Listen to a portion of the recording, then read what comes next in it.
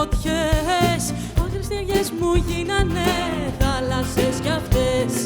Χάραξε η μέρα, ράγισε κι άλληνος ο ουρανός. Πέλαγα τα πάθη μέσα μου και ο ωκεανός.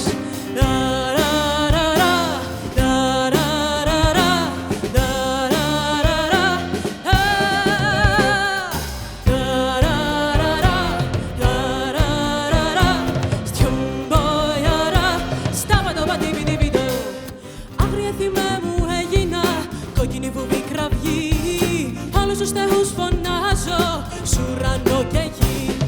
Γλώσσα και μητέρα, μοίρα μου, σπίτι μου ξερολιθιά. Πόνο των φτωχών πατρίδα, σύνορα σπαθιά.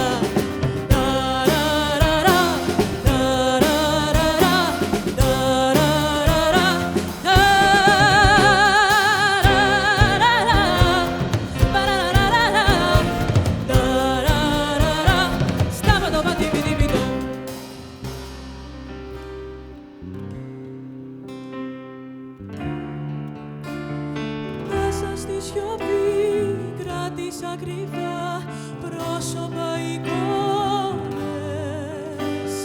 Την ελπίδα μου θα δέσω στα αρχαγγέλου τα φτερά.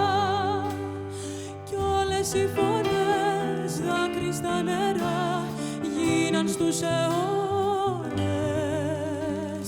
Μες στα μάτια μου σβησμένη του κόσμου η χαρά.